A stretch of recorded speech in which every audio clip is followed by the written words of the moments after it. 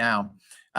We have Daniel Zivian joining us now live. Good afternoon again, and welcome back to the Up North Live Digital Studios. Daniel Zivian is up in the Eastern UP right now. We have been following in the Up North Live newsroom a developing story coming out of the Chippewa-Mackinac County area this morning. We have a lot of information. We are working on getting a lot of this information confirmed right now, but we do know that there was an officer-involved shooting that took place this morning between around 9 and 10 o'clock this morning, not far from the Pickford area. So, Daniel, you're on the scene right there. You are our eyes and our ears. So, first of all, tell us, where are you right now? So, thanks, Mark. I'm a little bit farther away from Pickford, down Highway 48, a little place called Stalwart on the map. Basically, right where the map says Stalwart, it's a road called Sandy Ridge, intersects with Reynolds down there. That's where I was up until just 2 minutes ago. The perimeter was a little bit more forward up until just a minute ago, and the perimeter is now here, closer to Highway 48 in Stalwart, to the south and east of Pickford. All right, Daniel. So for those folks that are familiar with the Eastern UP, they know probably right where you are. You mentioned a perimeter. So at this point, again, we know that we have confirmed that there was an officer-involved shooting. This perimeter that's moved, you're literally telling us that they are keeping you and other people from traveling within that perimeter. Is that what you're saying? That is correct. Officer came up to me just a few minutes ago and said, "Hey, we're moving the perimeter back. Can you pack up your car, pack up your stuff, and move to this location where I am now?" So yeah, we're not to be past the perimeter. I am right up to the front of it. You can see the police car here. This is a Sioux tribal officer. He is the perimeter officer at this point. There's also, I believe, another access point farther down 48, because we saw some police cars headed down that way. There's multiple access points, but all of this seems to be taking place in a very rural area. So this perimeter is as close as we can get. All right. You mentioned tribal police officers behind you. What other law enforcement representatives have you seen this morning as you've been on scene? I have seen cars from the Chippewa County Sheriff. I have seen, of course, the tribal police, the Michigan State Police, the Department of Natural Resources, conservation officers, and most crucially and interestingly in this case, the Federal Customs and Immigration Border Patrol. I've seen the car myself. The Border Patrol is here behind the perimeter doing work. So yeah, multiple jurisdictions taking part in whatever's going on here. And Daniel, a little context there from somebody that spent the last 20 years driving on M48. You are far more likely to actually see a Border Patrol vehicle driving along that road than any other type of law enforcement. They are constantly working that area, but you have representatives from a bunch of different communities. Have you seen any ambulances go by with lights on, anything like that?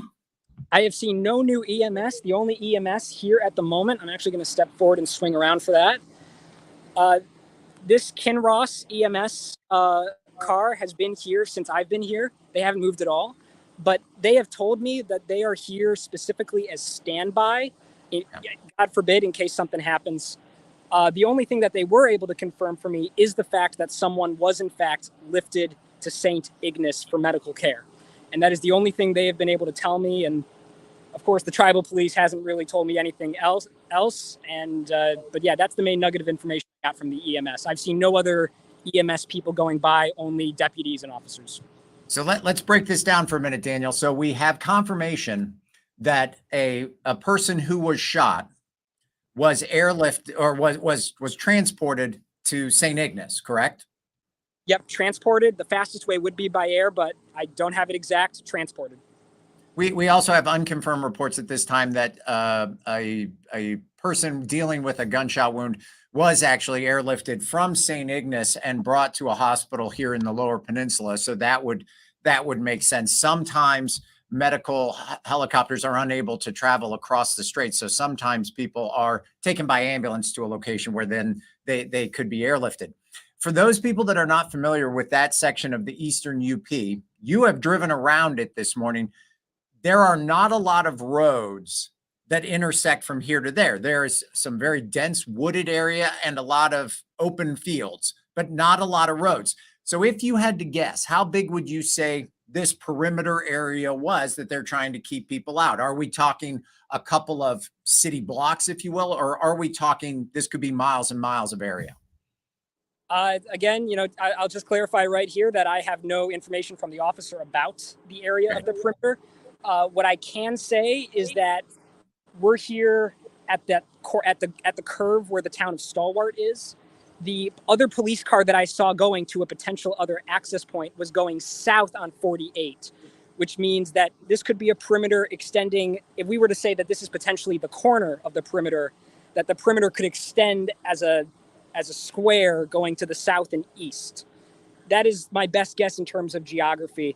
I do get the sense that this is certainly not a few city blocks. This is definitely of some considerable size, especially since the estimates are clearly changing. They just moved the perimeter back. They didn't move it forward more into what the scene is. They moved it back. And I think that gives an idea of, that this is actually a big area that we're dealing with.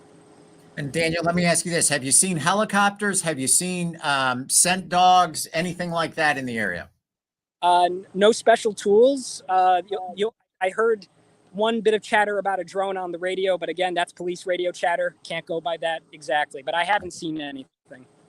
Well, and if you're familiar with that area, again, there are wide open farm fields, which would be very easy if you were, say, searching for a suspect. And there are very dense woods. Gagamane Swamp is right there. You can get lost or turned around in that in 20 yards. It's very easy to do. So a drone or some kind of aerial search, if they were looking for a person to cover a large area in that kind of vegetation, would certainly be beneficial. We have unconfirmed reports that the U.S. Marshals are leading this investigation. Have you been able to confirm that at all? No, I have not. Again, our perimeter office here mum's the word. However, considering that we did see the Border Patrol, and again, I know you. Thank you for the context on that, because I'm new to the area. That they're out here quite a lot. But what we do know for a fact that there is. I know for a fact that there is federal involvement, at least with the Border Patrol. It would not surprise me if the Marshals were involved. I just haven't heard those exact words, or have I seen a car with U.S. Marshal on it. I haven't seen the Marshals personally.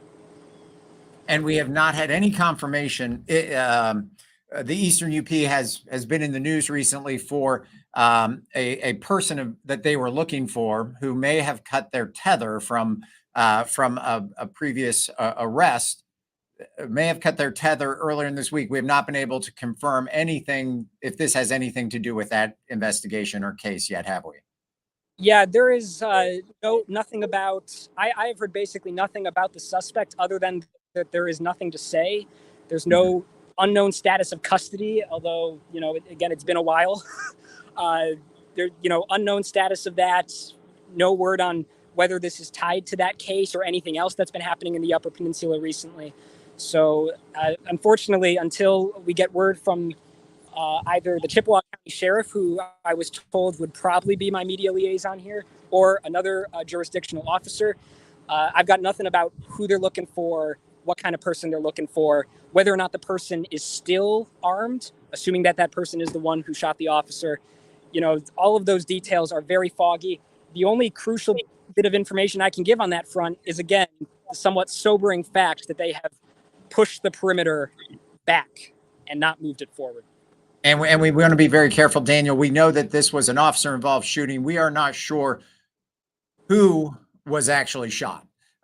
So we're still working to confirm that. All right, Daniel, the police are very busy, law enforcement very busy in the area. They will update us when it's appropriate, and we appreciate that. But one of the most important things that we can do right now is, again, remind people where you are so that people can take the necessary precautions. Lock your doors, be careful if someone is walking up to your door that you don't know, things like that. So give us one more time where you're located right now so that the viewers who are paying attention can say, okay, I'm in that area, I should take the necessary precautions. I am located southeast of Pickford in a small hamlet called Stalwart.